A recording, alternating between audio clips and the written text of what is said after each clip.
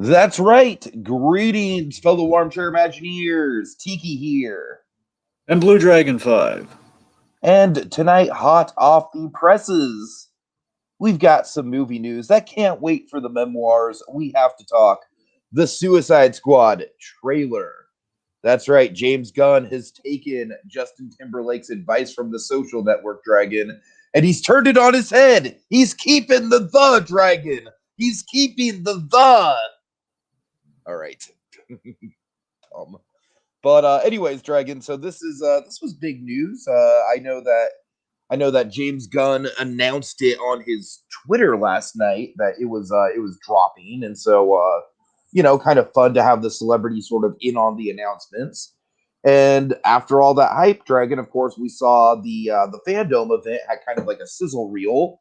But this is our first real look at the tone of this thing, and I gotta say, it looks pretty much spot on. And as Donovan Martin was alluding to earlier, hey there, Donovan.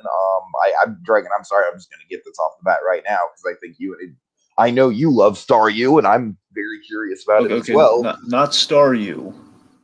Star O. All right. Get it right. What is Star U? Is that like a Pokemon? Yes, it's Pokemon. Oh my god! Of course it is. Of course it is. How do you not know that? Dragon, I'm old. All these pop culture references are blending together in my feeble mind. So yeah, Donovan saying complete 180 from the first one. We should only hope so. I think that James Gunn is a great director, though. Obviously, the man knows how to do wacky team up movies. I will say, like we didn't get very much Weasel, but everything we've seen with Weasel looks like, oh yeah, that's his style, baby. That's his style. He knows how to do his crass anthropomorphic rodent characters in live action, buddy. That's kind of his signature. But yeah, I mean, overall, Dragon, this thing it looks like a fun house, man. It just looks like a freaking mad riot of just fun DC stuff. And the first Suicide Squad also looked like that. So my reservations are a little bit in check, but I think that I like David Ayer as a director, but I don't necessarily think that his tone really fit for Suicide Squad. And of course, that movie got totally butchered in the editing room. So going into this one, Dragon, I'm much more optimistic that they're going to give James Gunn the creative freedom he needs to really pull something like this to light. And that is definitely going to be a lot less botched in the editing than the first film was. All right, so Dragon, any other things to say, or should we just dive right into the shot by shot? Well, yeah. So the Suicide Squad continues to be my most anticipated film for 2021. I'm really looking forward to this. You know me, T. I'm a sucker for the Suicide Squad. I've always loved the premise, kind of your Dirty Dozen meets the villains of the DC universe. It's such a great concept, and even look at kind of like the least impressive of the Suicide Squad bunch in terms of his adaptations. You look at the movie we got, the first movie. Again, even though, believe me, has gaping problems, but I mean, on its face, again, has its moments, and again, core concept of the Suicide Squad is enough to it's okay, but could be way, way, way better. Again, the animated films being the pinnacle of what you can do with a Suicide Squad movie, and seemingly we're mirroring that in live action with James Gunn, and even pushing a little beyond because we're adapting, kind of like we're essentially the thing James Gunn said around the fandom. The thing that kind of seems to be kind of the tonal credo of this film. It seems to be really doing it, kind of pushing it beyond. Is that James Gunn? His tone is that he's going for John Ostrander's run, the guy who created the Suicide Squad. John Ostrander, he's the guy who, here's the thing, even if he didn't create this, he's the guy who kind of revitalized the Suicide Squad. I think he created them, but at the very least he revitalized them because they were like a 50s concept that then really got kind of done right.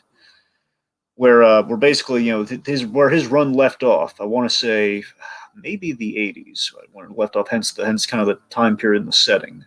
Yeah. And just kind of picking up where he left off, hence like we got Rick Flag in the yellow shirt and everything. Like we're going full on like old school Suicide Squad, and we're kind of essentially picking the ball up from where we left off and just kind of using some of the DCEU players and just not caring about where things left off necessarily. Like we're running with it. We're gonna have a lot of fun, and we have Birds of Prey. What's that? Exactly. So I think James, this is in perfect hands with James Gunn. I have all this project and this trailer fills me with all the confidence in the world. This is going to be great. I'm so looking forward to this. And it's on HBO Of course, Max, so I can watch it anytime I want for we at would least a be month. remiss if we buried the lead and did not mention frickin' Sylvester Stallone as King Shark. Yeah, Tiki, I swear to God, I knew he was going to be in the movie because they had basically when they're marketing for this thing before we had the sizzle reel was like all of the names on a poster, Sure, and like people yeah. were buzzing like, oh God, they got these guys. And the question of who the heck is Stallone going to be? I swear to you, my hope of hopes was that can he please play King Shark? But I And figured he did. You no. got it. You I got it. figured they You were got your wish, never. Dragon. I know. I figured they would never do it, but we got it. Like yes, we got it. Yes. So yeah. Stallone is King Shark. That's Oh my gosh. awesome. All right. Let's see. Donovan says, we can't forget Staryu has mind control. Starro! Stop saying Staryu! Oh my god, I'm so sorry. It's important, darn it! All right, I'm sorry.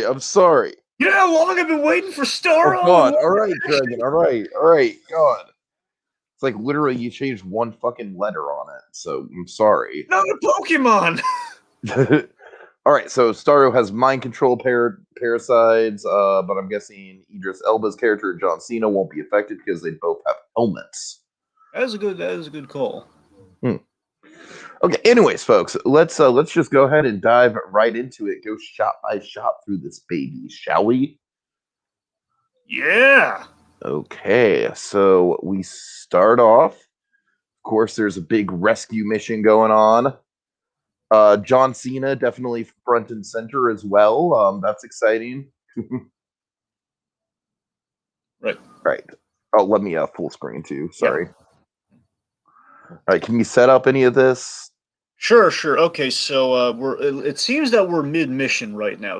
At some leg in our journey here, where the Suicide Squad, they're at a costume. Either they haven't gotten, as we saw in Assault on Arkham. Usually, there's like a stage of the mission where they either get their costumes or they have to ditch their costumes for at least a portion of the events. And it looks like Peacemaker, like, he loves that helmet no matter what. He ain't parting with that helmet.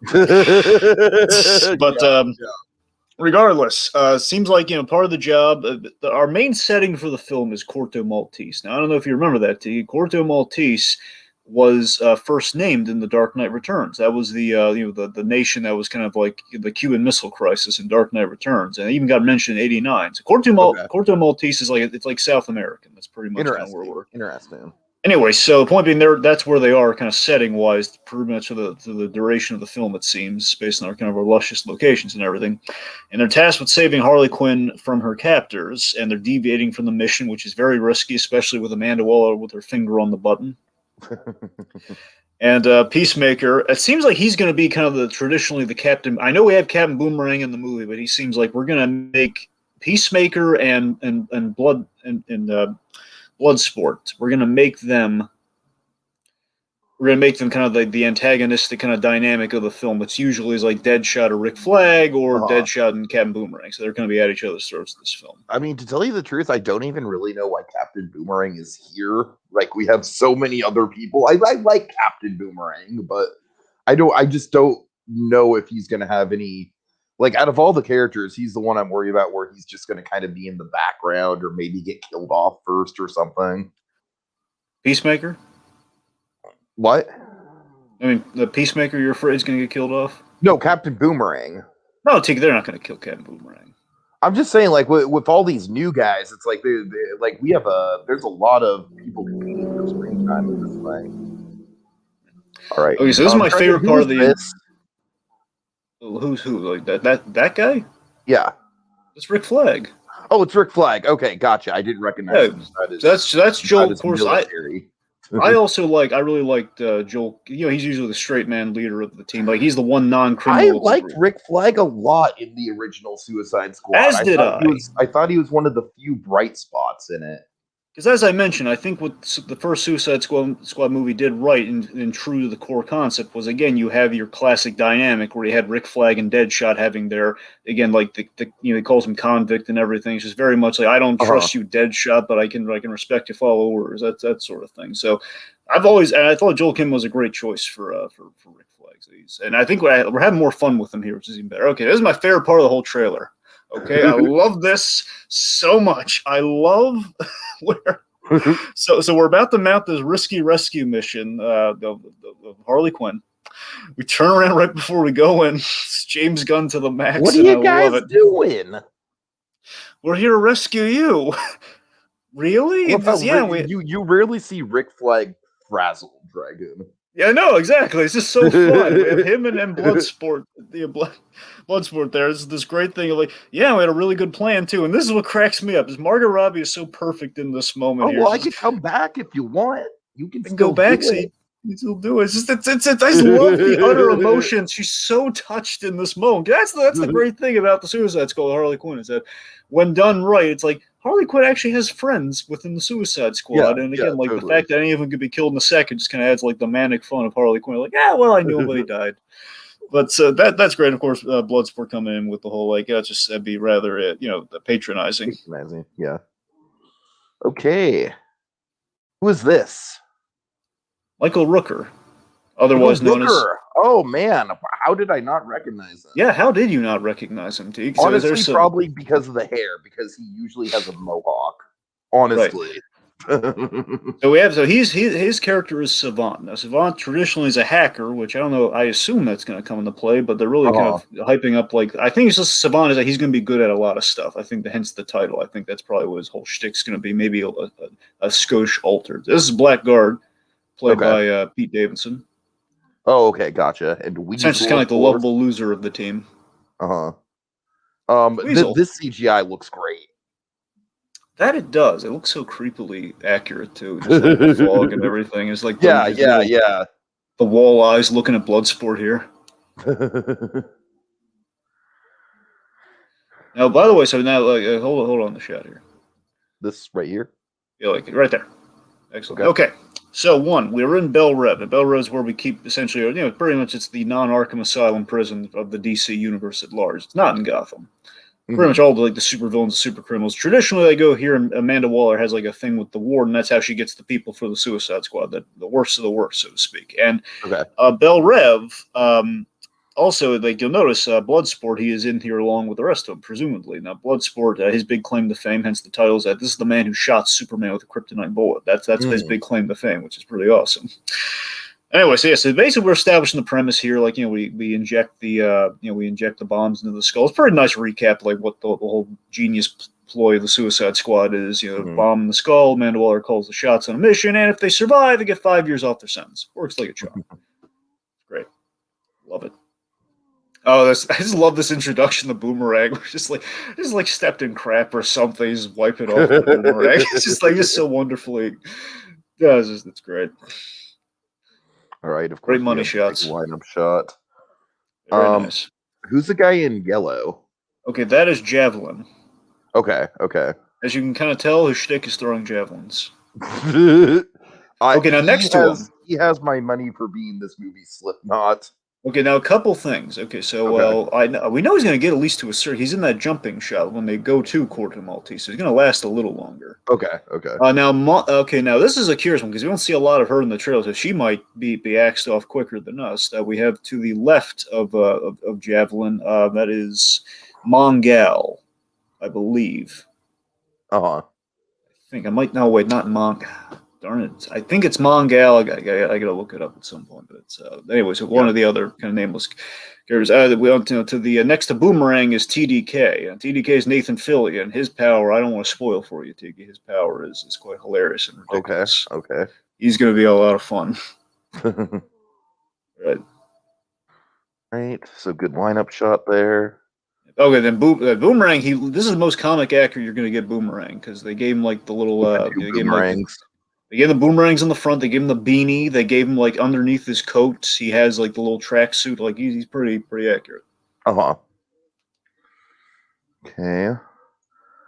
Davidson is Blackguard. I love. There's Fillion right there. Is drinking Mr. Pibb, which implies the 80s. Pibb product placement. For sure. Great. Oh God, this is the money shot of the trailer. I think, right? It's got to be. I mean, this is just like, okay, like, all right, we've seen King Shark eat somebody in live action on screen. My life is pretty much complete. And he's voiced by Sylvester Stallone. I mean, look how glorious that is. I just love the whole num thing so much. Okay, this is kind of funny. If I'm right, the analyst guy who's spitting out his coke just now. Yes. I want to say that's Steve Agee or Steve Agee, who, here's the thing, we knew he was playing. He's the actor playing King Shark the body. Oh, now, okay. It's kind of funny because I thought he was also, again, when I heard like, oh, he's playing King Shark, which means Stallone's not going to voice King Shark. I was so stupid. I was like, why did I rule out Stallone? Anyone could, it's like, what a Rocket Raccoon. Sean Gunn plays Rocket, and yet Bradley Cooper does the voice. Why didn't I put that together? But yeah, that's it's kind of fun. I'm pretty sure he's the analyst guy who's kind of got him in the movie in another role. It's going to be kind of fun. It seems just reacting to all this crazy stuff. Num things like this. We have the briefing scene. There's Polka Dot Man. I love Polka Dot Man. Is Polka Dot Man's thing just the fact that he's like super like nihilist?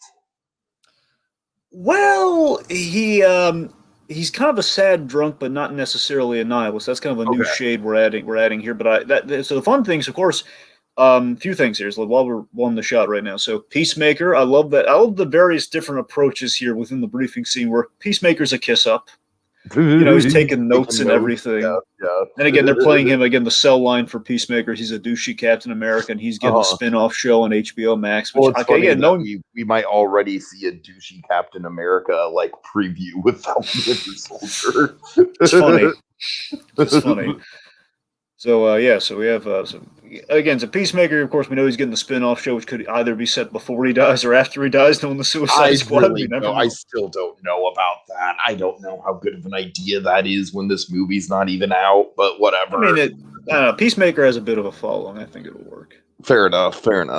I'm saying, like, plus John Cena. John Cena also has a bit of a following, so yeah. That's what I'm saying. I think it'll do fine. I don't know if John Cena's capable of like leading something though. That's another concern. I would like he's good. So, I feel like he's really good in supporting roles, but I'm not sure if he's like Dwayne the Rock Johnson levels of like being able to carry a project yet. True. All right, let's see. So, okay, then basically throughout this briefing scene, we see some of the other guys here. Like, again, Polka Dot Man. Okay, this is Hand just cracks me up so much. Hand just sounds so earnest. I think he's just really saying like, "Hey, call on me," but no, actually, they kind of dumbed King Shark down from some of his animated appearances, but I'm not complaining. That is true. What's kind of funny? I love how different we're making King Shark compared to the King Shark we've gotten in the Arrowverse and or like Harley Quinn. Yeah, and Harley Quinn. Like none of the King Sharks. He's kind of an intellectual. That's the thing. I think here's the thing. I love none of the King Sharks are technically the same, and I love that.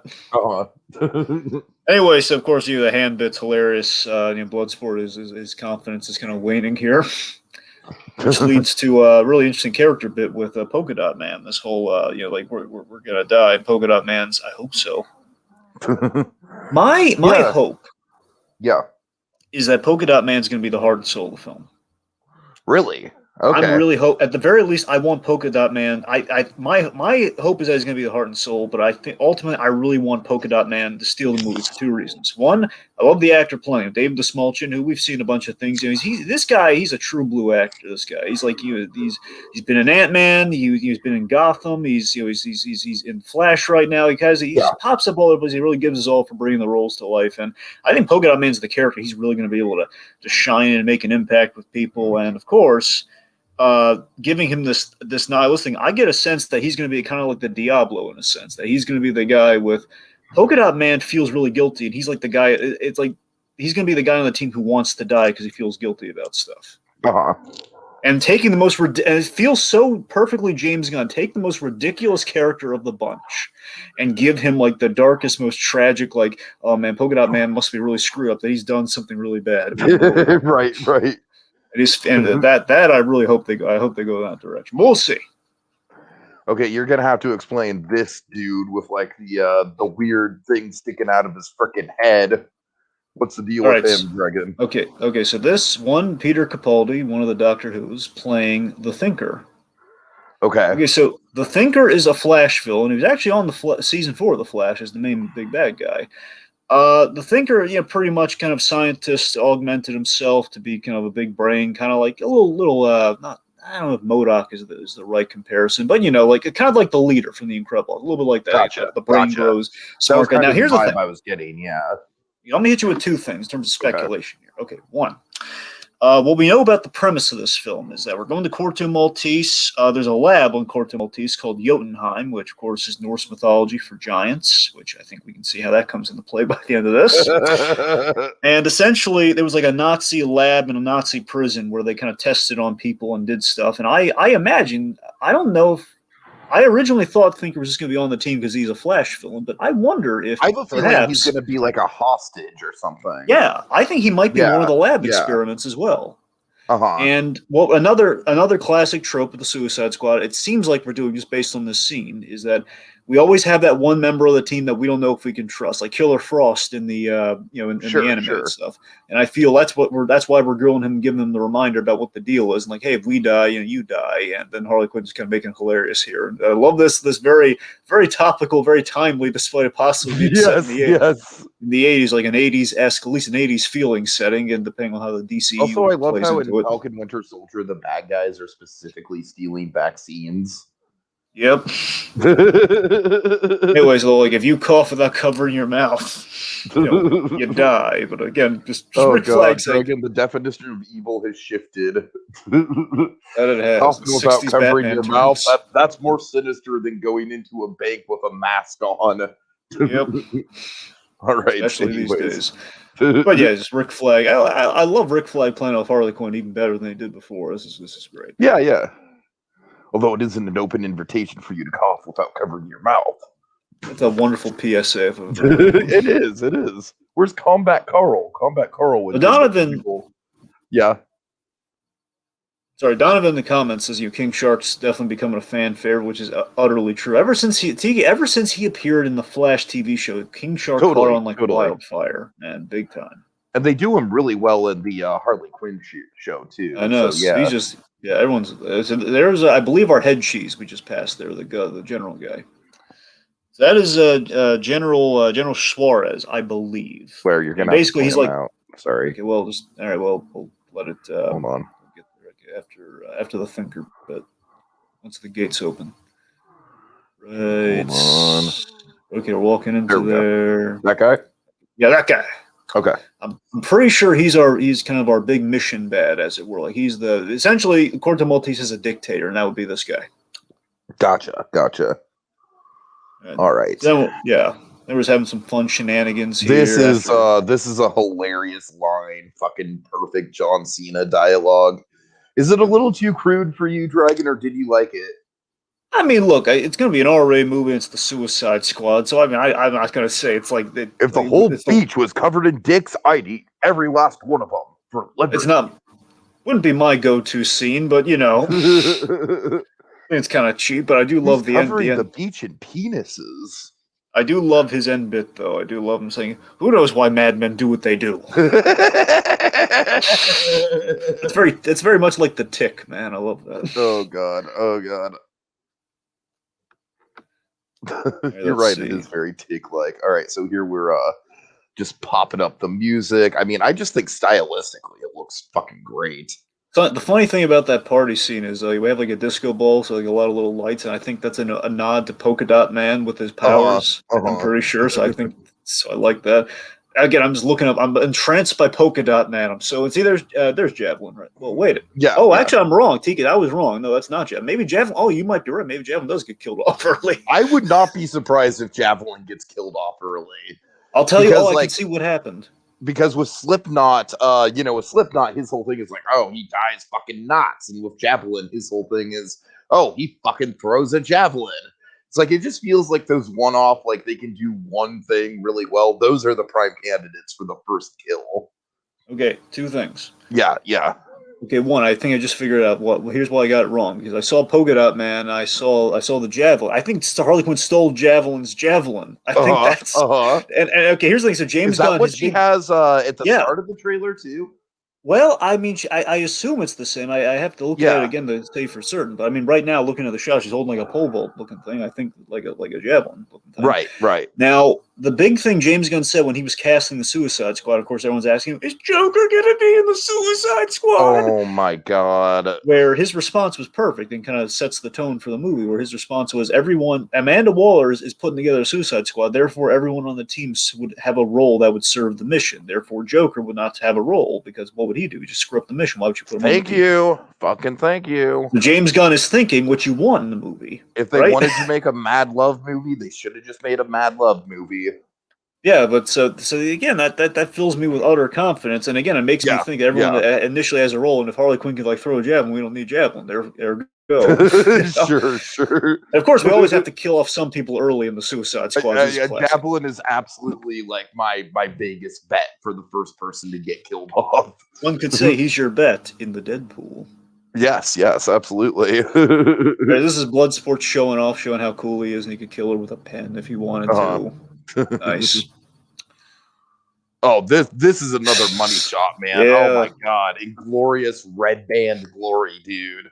Yeah, it is. That is. I mean, pardon me if I don't think we'd get away with having this, but I would love. This would be another great money shot, screen cap, if you will. Yeah.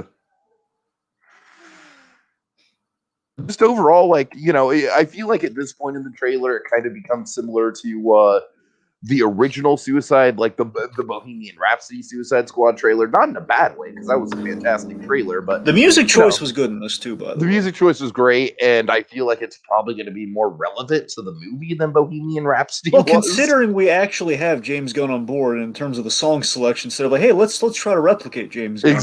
Oh my god, exactly. Jesus Christ. So I think the music choice is going to be a lot better this time. Yeah, I'm glad you bring that up, Dragon, because I wasn't even really thinking about that at all until now. But yeah, you're right. It's like we could potentially get like an awesome mix level soundtrack here with James Gunn on board. But you know what? If it took that first Suicide Squad movie, they're trying to replicate James Gunn to actually get James Gunn for the proper Suicide Squad movie. It didn't work at all. I mean, and Dragon, just for the record, that's also the problem that I had with the Watchmen music, is that it's like, all right, I get it. These times are a changing, because like things are, I don't know. I just think it was on, like, I feel like with Guardians and the Awesome Mix, it's like the songs fit in a on a more emotional level.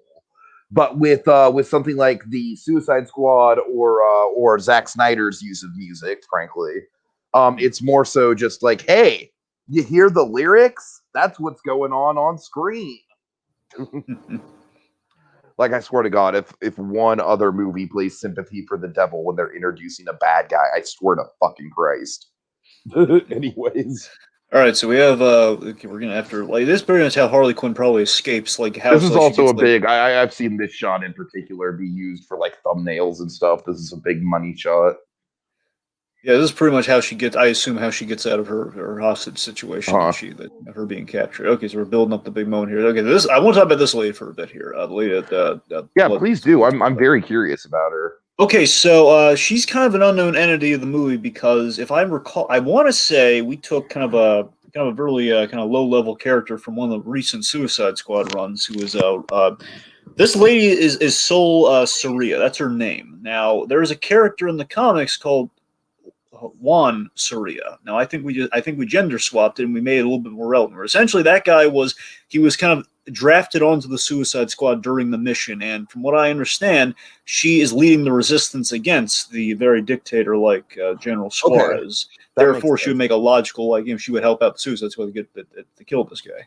All right, I like that. That's interesting. And she probably strikes up a friendship with Bloodsport. Looks like, maybe. All right, and here we go, Dragon. Here we go. Kaiju alert. Okay, so yeah, I heard rumors of Starro. I didn't want to put any stock in them. I was like hopeful, but it was up against seeing it. And here's the thing: I was spending little Starros. I did not expect we were going the full Kaiju Starro. Yes, we went.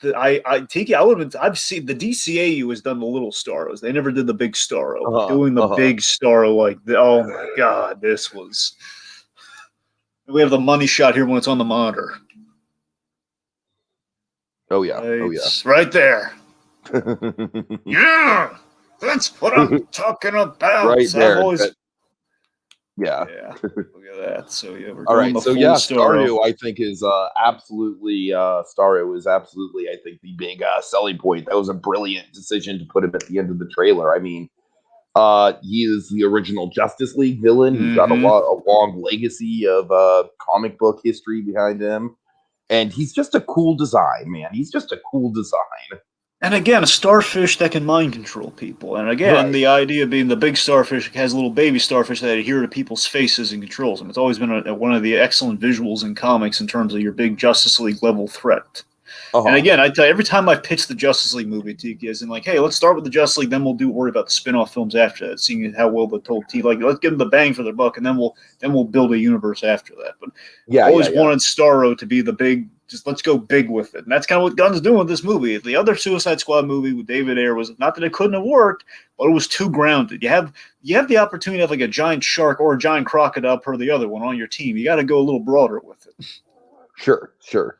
So again, going full broad, we're going Starro, and I think, if I'm speculating quickly on Starro, is that I think what's going to happen is the dictator Suarez is going to try to use Starro to take over the minds, basically, qualm the resistance and maybe take over other territories. I think that's his plan. And once we take care of the dictator, I think the thinker is going to double cross him. He's going to hijack that plan with using his thinking powers to link in the Starro and just take it from there. Which kind of, after saying the Interesting. thinker would Yeah. make a good. The thinker in Starro kind of makes sense. I don't know. All right, so I love this little bit because it's kind of like Drake. What I love about it is that this whole raid scene just very much just feels like a promotional poster, right? Like it Yeah, doesn't feel like anything. It just literally just feels like, all right, guys, we're gonna get you in a lineup shot. And I feel like this just feels like Margot Robbie just improving at a photo shoot. but then It's we like know little angels swooching all over us. that's the cool thing about. We know this from Guardians. James Gunn loves to demystify like the lineup shot. He loves Oh to yeah, oh demystify like yeah. we're gonna stand in a Well, bunch of look at us. circles. We're a bunch of jackasses sitting in a circle. Standing in a circle. Yeah, and doing it with Harley Quinn makes sense. And again, it seems like we're gonna have like a lot of comedy. I think James Gunn's comedy is gonna play off great through Harley Quinn. Is my bet. Oh yeah. All right, and then look at that cast though. That cast. Do we know who Taika is playing?